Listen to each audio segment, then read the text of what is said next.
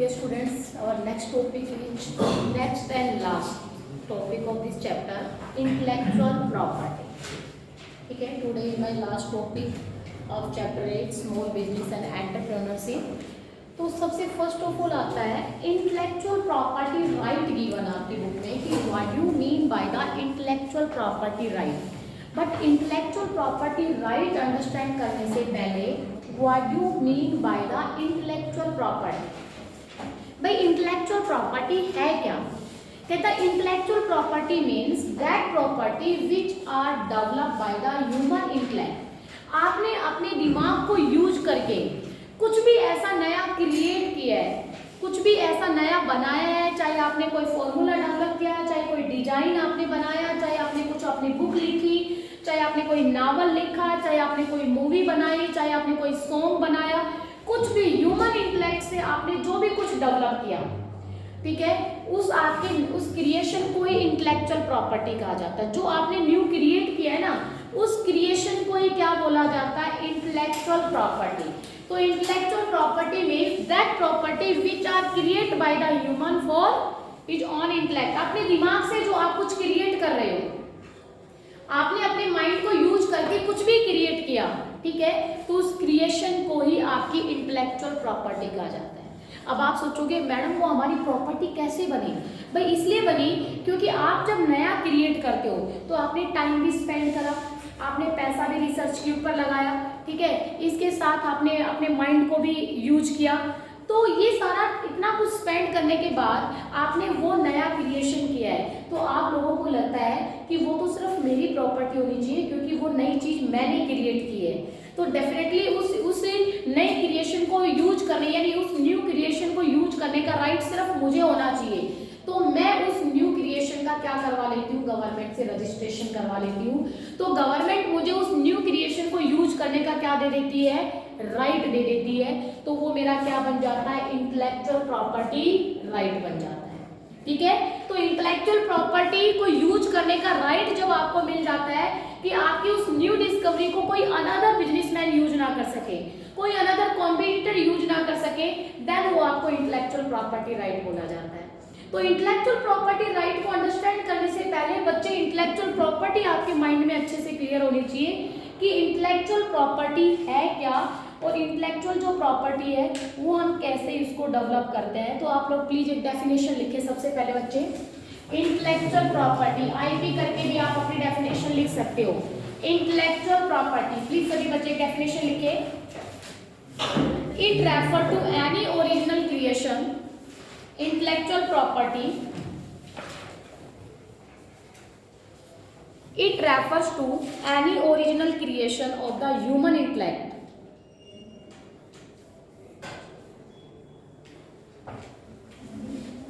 It refers to any original creation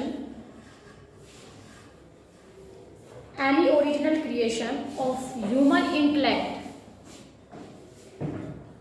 human intellect से आपने कुछ भी क्रिएट किया है उसी को ही क्या बोला जाता है? Intellectual property. For example artist, literary, technical और साइंटिफिक क्रिएशन. लिटरेरी, टेक्निकल और scientific creation etcetera.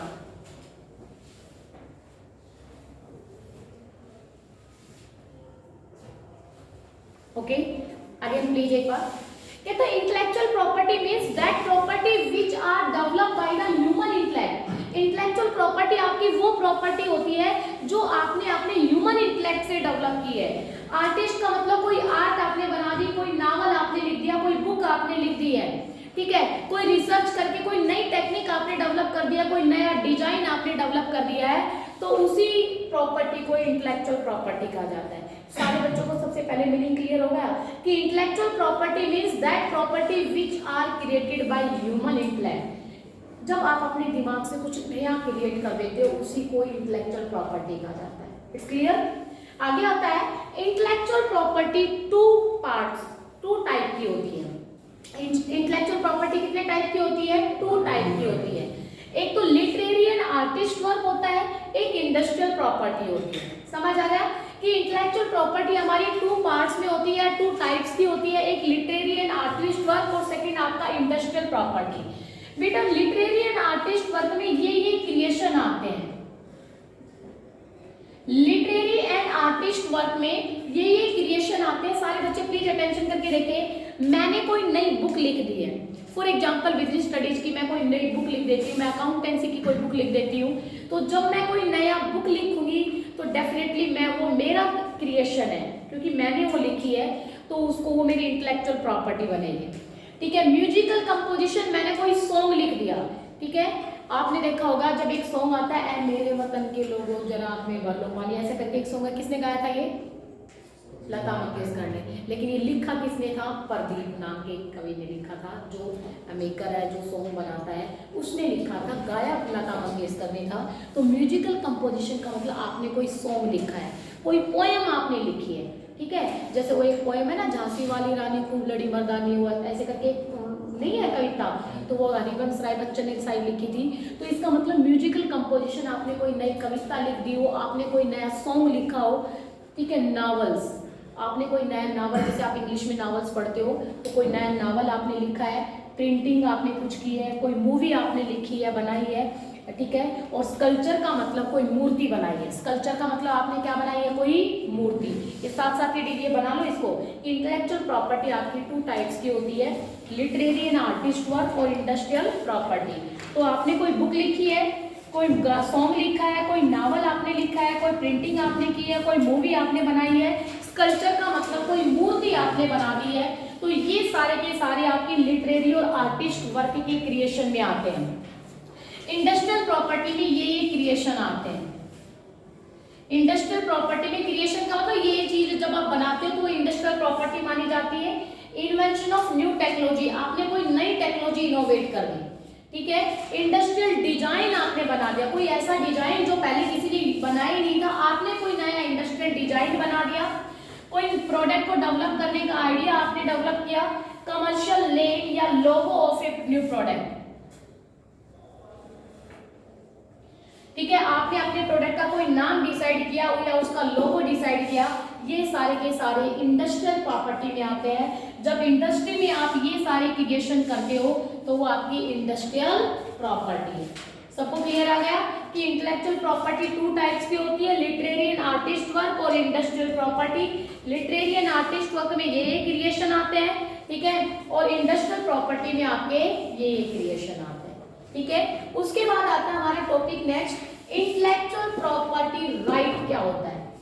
What do you mean by the intellectual property right. अब आप सोचो, जब आपने इतना कुछ करके कोई प्रॉपर्टी डेवलप की, कोई नया इनोवेशन किया, तो भाई आप लोग ये चाहोगे ना कि उस नए इनोवेशन को यूज करने का राइट सिर्फ मुझे हो, क्योंकि मैंने उस पर टाइम स्पेंड किया है, मनी स्पेंड की है, अपने माइंड को यूज किया है, lot of money and time आपने स्पेंड करने के बाद आप उस प्रॉपर्टी को यूज करने का राइट डिमांड करते हो। जब गवर्नमेंट आपको एक स्पेसिफाइड टाइम के लिए उस प्रॉपर्टी का यूज करने का राइट आपको दे देती है, तो उस राइट को क्या बोला जाता है? Intellectual property right. प्लीज आप लोग इसकी भी डेफिनेशन लिखें। इंटेलेक्चुअल प्रॉपर्टी राइट की डेफिनेशन सारे बच्चे नोट करें। It refer to the special right, intellectual property right ऐसे करके लिखिए। It refer to the special right to the creator, it refers to a special right to the creator for a definite period, comma, which is provided to him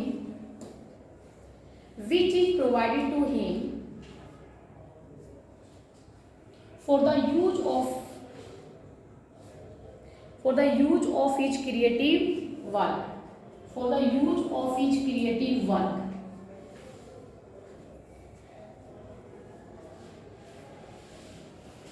it's clear कि intellectual property right वो right होता है जो आपको अपने creative work को use करने के लिए दिया जाता है, कि एक डेफिनेट पीरियड तक आपने जो नया क्रिएट किया है, जो नया इनोवेशन आपने किया है, उस नए इनोवेशन को आप एक डेफिनेट पीरियड तक आप ही यूज कर सकते हो।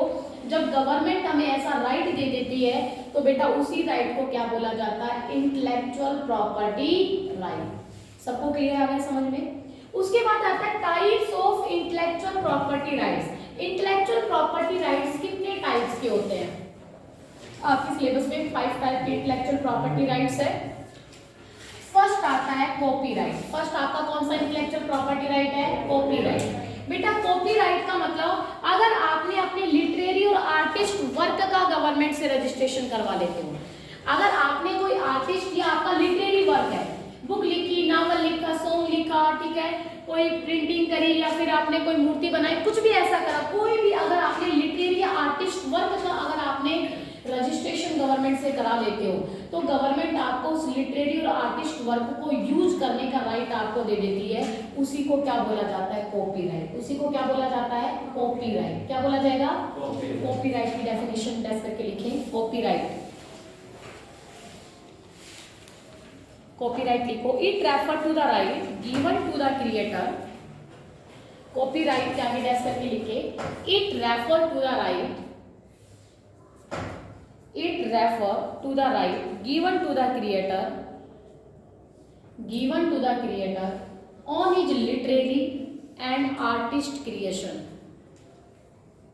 It refer to the right given to the creator on his literary and artist creations. आपके लिटरेरी और आर्टिस्ट क्रिएशन को यूज करने का राइट अगर आपको मिल जाता है तो उसी को क्या बोला जाता है? कॉपीराइट। क्या बोला जाएगा? कॉपीराइट। नाम अलग अलग है पर काम सबका एक ही है। उसके बाद आगे लिखो पेटेंट। उसके बाद लिखो पेटेंट। पेटेंट को डैश करके डेफिनेशन लिखें, it refer to the right, patent में लिखो it refer to the right given to a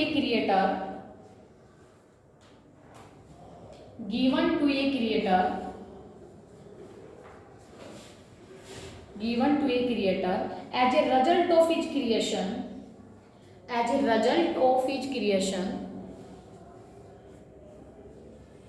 of a new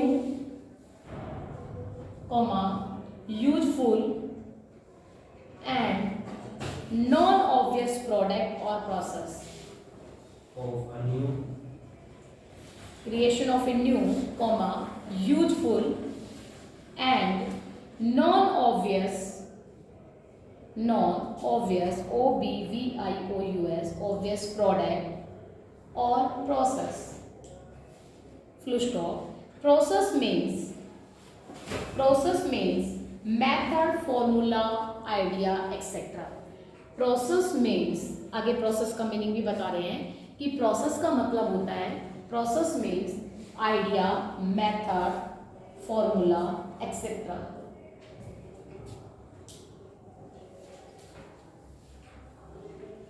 attention please, एक बार ब्लैक बोर्ड को देखो। मैंने आपको इंटेलेक्चुअल प्रॉपर्टी राइट्स 5 है, मैंने आपको 2 डिस्कस किया।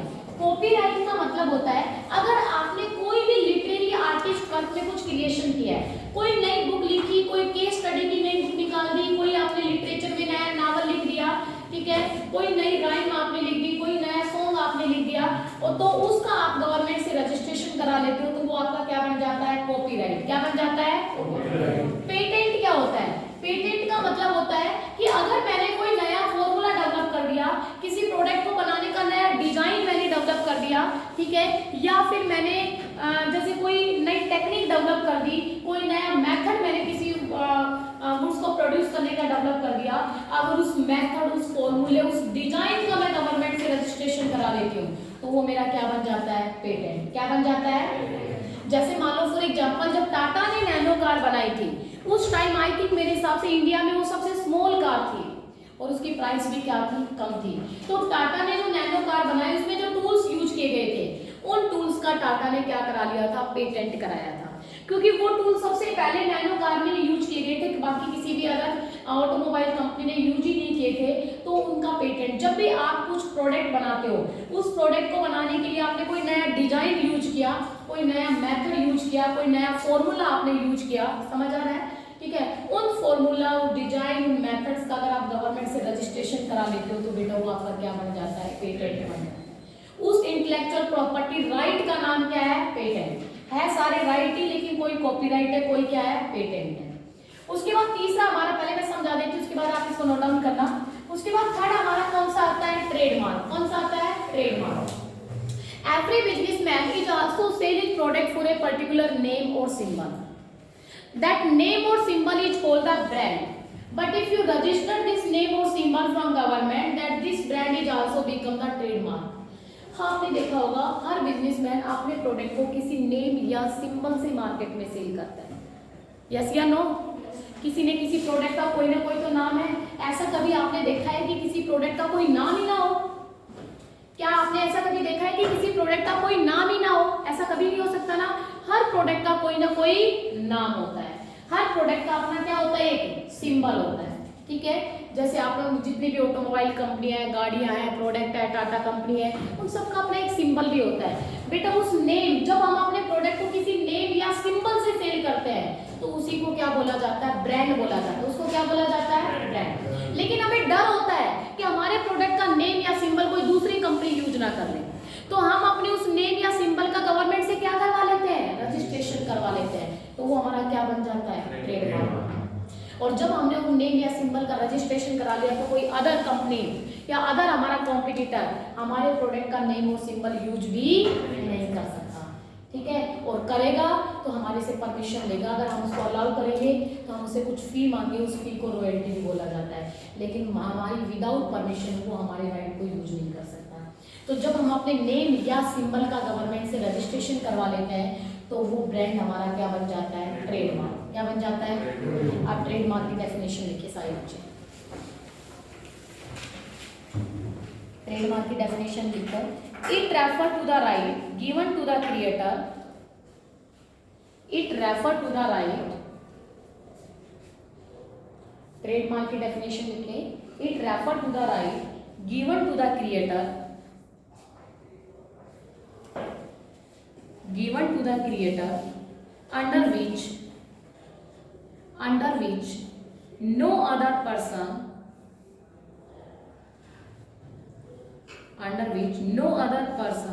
or business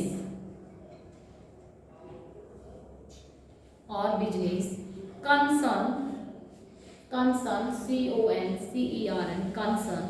can use his well protected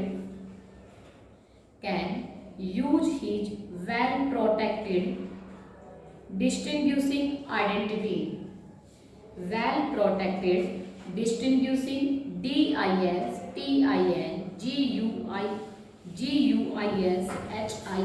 distinguishing identity।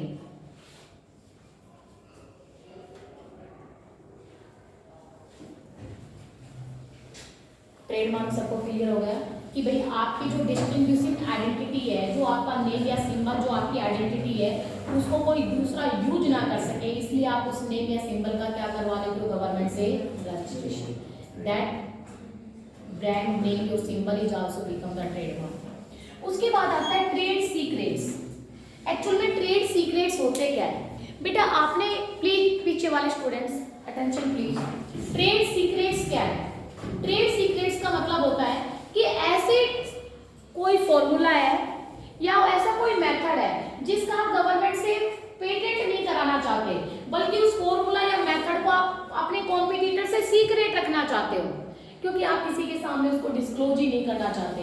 तो ऐसे फॉर्मूला, ऐसे मेथड जिसका आप पेटेंट ना करा के ओनली सीक्रेट रखना चाहते हो कि कॉम्पिटिटर कहीं यूज ना कर ले, तो उस केस में उसको क्या बोला जाता है, ट्रेड सीक्रेट। उसको क्या बोला जाएगा, ट्रेड सीक्रेट। पता है ट्रेड सीक्रेट और पेटेंट में कोई ज्यादा डिफरेंस नहीं है, दोनों सेम से ही होते हैं। ध्यान से देखो, मैंने कोई नया मेथड डेवलप करा, मैंने कोई नया फॉर्मूला डेवलप किया, अगर उस नए मेथड या फॉर्मूला या डिजाइन का मैं गवर्नमेंट से रजिस्ट्रेशन करवा लेती हूँ तो वो मेरा क्या बन जाता है, पेटेंट। क्या बन जाता है? लेकिन मैं चाहती हूँ क्योंकि मैंने पेटेंट करा लिया, हो सकता कॉम्पिटिटर मेरे पास मांगने के लिए आ जाए, भाई आप अपने नए फॉर्मूला या मेथड मुझे बताओ, मैं आपको रॉयल्टी दूंगा। मैं चाहती हूँ कि मैंने कोई नया मेथड या फॉर्मूला डेवलप किया, बट मैं उस नए मेथड या फॉर्मूले को अपने कॉम्पिटिटर से सीक्रेट रखना चाहती हूँ। समझ आ गया? तो उसको सीक्रेट रखने का राइट मैं गवर्नमेंट से ले लेती हूँ, तो उस राइट को क्या बोला जाता है, ट्रेड सीक्रेट राइट। उसी को क्या बोला जाता है, ट्रेड सीक्रेट राइट। मैं उसका पेटेंट या कॉपीराइट नहीं कराती हूँ, मैं उसका पेटेंट या ट्रेडमार्क नहीं कराती हूँ, कुछ नहीं कराती मैं उसको, सिर्फ उस फॉर्मूला या मेथड को मैं अपने कॉम्पिटिटर से सीक्रेट रखना चाहती हूँ, किसी के सामने मैं उसको डिस्क्लोज नहीं करना चाहती, तो मैं गवर्नमेंट से उसको सीक्रेट रखने का राइट ले लेती हूँ। बेटा उसी राइट को क्या बोला जाता है? Trade secret right. जनरली हम इसको कॉमर्स की लैंग्वेज में कम यूज करते हैं, क्योंकि हर बंदा अपने न्यू इनोवेशन से अर्निंग चाहता है। अर्निंग चाहेगा तो मैं पेटेंट कराऊंगी तो दुनिया मेरे से उस पेटेंट को यूज करने का राइट मांगेगी, उनको राइट दूंगी तो उनसे फीस भी लूंगी, तो मैं अपनी अर्निंग बढ़ाऊंगी ना। लेकिन कुछ लोग ऐसा चाहते हैं कि भाई मैं मोनोपोली क्रिएट करना चाहती हूँ, डेफिनेटली ये नया इनोवेशन मैंने किया है और मैं मार्केट में मोनोपोली क्रिएट करना चाहती हूँ, क्योंकि मैं वो बात किसी के सामने बताना ही नहीं चाहती। तो उस केस में आप उस नए मेथड को सीक्रेट रखना चाहोगे, तो सीक्रेट रखने का राइट अगर आप गवर्नमेंट से ले लेते हो तो उस राइट को क्या बोला जाता है? Trade secret right. एक बार डेफिनेशन लिखिए प्लीज इसकी, trade secret right. It refer to the right given to the creator. It refer to the right given to the creator on the base of which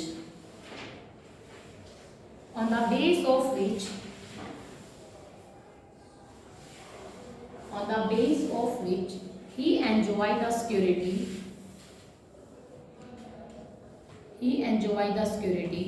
of keeping the confidential information on the base of which he enjoy the security of keeping the confidential information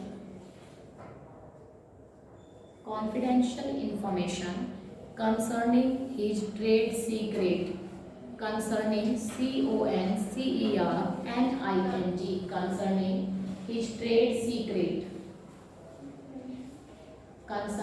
his trade secret। सबने लिख लिया? It again repeat कर लो, एक बार ध्यान से दोबारा check कर लें। It refer to the right given to the creator on the base of which he enjoy the security of keeping the confidential information concerning his trade secret is called trade secret right. तो trade secret right आपका वो right है जब आप अपनी कोई confidential information को क्या रखना चाहते हो? सीक्रेट रखना चाहते हो, किसी के सामने डिस्क्लोज नहीं करना चाहते, तो गवर्नमेंट से उसको सीक्रेट रखने का आप राइट ले लेते हो, जिसको क्या बोला जाता है? Trade secret rights. And the last जो आपका इंटेलेक्चुअल प्रॉपर्टी राइट्स है बेटा, वो आता है ज्योग्राफिकल इंडिकेशन। पहले से अंडरस्टैंड करो क्या था ज्योग्राफिकल इंडिकेशन का मतलब होता है कुछ प्रोडक्ट ऐसे होते हैं जो एक पर्टिकुलर एरिया में ओरिजिन होते हैं। कुछ हमारे ऐसे प्रोडक्ट होते हैं जिनका ओरिजिन एक पर्टिकुलर एरिया में ही होता है, एक पर्टिकुलर ज्योग्राफिकल एरिया में उनका ओरिजिन होता है और वो कंज्यूम पूरे ऑल ओवर कंट्री में होते हैं।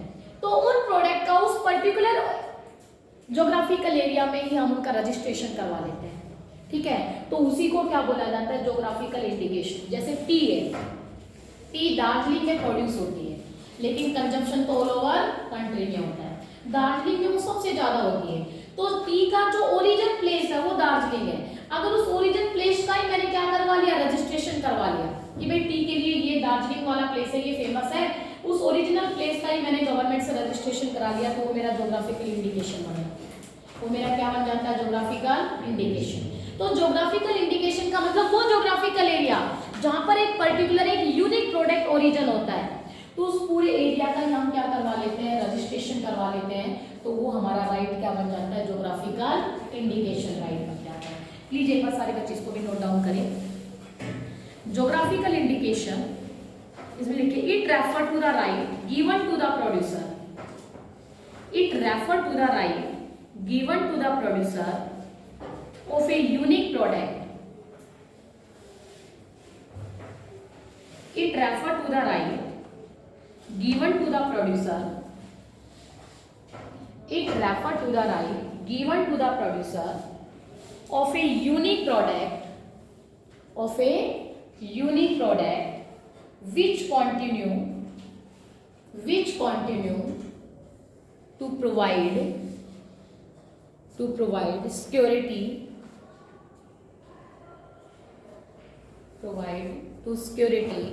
to the destruction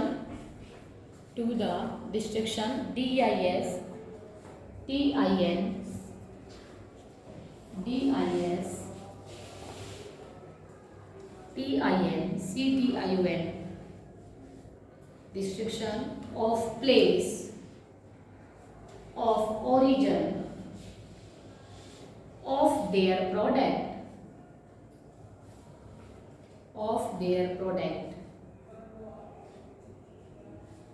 Again repeat, please check करना. It refers to the right given to the producer of a unique product which continue to provide security to the distinction of place of origin of their product. Clear? आपको एक example देके मैं clear करती हूँ. जैसे दार्जिलिंग में T होती है, ठीक है, कोल्हापुरी में चप्पल होती है, मसूरी में सिल्क होता है और बीकानेरी में भुजिया होती है. कुछ चीजें ऐसी होती है जो एक पर्टिकुलर एरिया में ही ओरिजिन होती है, समझ आ गया, लेकिन उसका कंजप्शन ऑल ओवर कंट्री में होता है. तो उस एरिया का ही अगर आप रजिस्ट्रेशन करवा लेते हो, उस ओरिजिन प्लेस का ही अगर आप रजिस्ट्रेशन करवा लेते हो, तो उस राइट को ज्योग्राफिकल इंडिकेशन बोला जाता है. क्या बोला जाता है उसको? सबको क्लियर है समझ में? तो ये हमारा आज का टॉपिक था. प्लीज अगेन एक बार रिवाइज करती हूँ, समराइज करती हूँ इस लेक्चर को. What do you mean by the intellectual property? Means that property which are developed by the human intellect. Human intellect से आपने कोई भी प्रॉपर्टी डेवलप की है, उस प्रॉपर्टी को intellectual property. Intellectual property of two parts या टू टाइप्स की होती है, लिटरेरी और आर्टिस्ट वर्क और एक इंडस्ट्रियल प्रॉपर्टी. लिटरेरी और आर्टिस्ट वर्क में ये क्रिएशन आते हैं, समझ आ गया. और अगर लिटरेरी और आर्टिस्ट वर्क का गवर्नमेंट से रजिस्ट्रेशन करवा लेते हो तो वो आपका क्या बन जाता है? कॉपीराइट. क्या बन जाता है? इंडस्ट्रियल प्रॉपर्टी में कोई innovation, industrial design, idea of new product, ये सारे क्रिएशन इंडस्ट्रियल प्रॉपर्टी में आते हैं. अगर इंडस्ट्रियल प्रॉपर्टी का आप गवर्नमेंट से रजिस्ट्रेशन करा लेते हो तो वो आपका क्या बन जाता है? पेटेंट. क्या बन जाता है वो? पेटेंट. और अगर इंडस्ट्रियल प्रॉपर्टी का आप गवर्नमेंट से रजिस्ट्रेशन नहीं कराते बल्कि उसको सीक्रेट रखना चाहते हो और सीक्रेट रखने का राइट गवर्नमेंट से ले लेते हो तो वो क्या बन जाता है? आपका ट्रेड सीक्रेट्स बन जाता है. समझ आ गया? और अगर आपने अपने प्रोडक्ट का कोई नेम या सिंबल डिसाइड किया गया है, क्योंकि हर बिजनेसमैन अपने प्रोडक्ट को किसी नेम या सिंबल से सेल करता है. अगर आपने गवर्नमेंट से उस नेम या सिंबल का क्या करवा लिया? रजिस्ट्रेशन करवा लिया. जैसे टाटा कंपनी, रिलायंस कंपनी है, ठीक है, और रिबॉक है, आप शूज लेते हो, ठीक है, कोडेक है, तो इन सब का अपना नाम है, सिंबल भी है. तो अगर आपने नेम या सिंबल का आपने गवर्नमेंट से रजिस्ट्रेशन करवा लिया तो आपका क्या बन जाता है? ट्रेडमार्क. और ज्योग्राफिकल इंडिकेशन का मतलब होता है कि कुछ हमारे यूनिक प्रोडक्ट होते हैं जो किसी पर्टिकुलर प्लेस में ही ओरिजिन होते हैं. तो अगर उस पर्टिकुलर प्लेस का ही आपने गवर्नमेंट से रजिस्ट्रेशन करा लिया तो उस राइट को आपको क्या बोला जाएगा? Geographical indication. बेटा किसी बच्चे को कोई डाउट है तो प्लीज वो डिस्कस करें. नो? चेतन, ठीक है. तो ये हमारा आज का टॉपिक था, ठीक है. आप लोगों को अगर फिर भी कोई डाउट आता है एक बार बुक से रीडिंग करें. फिर भी किसी टाइप की कोई प्रॉब्लम आती है तो हम उसको कल आपके डाउट सोल्व करेंगे, लेकिन रीडिंग जरूर करें, ठीक है. Thank you students.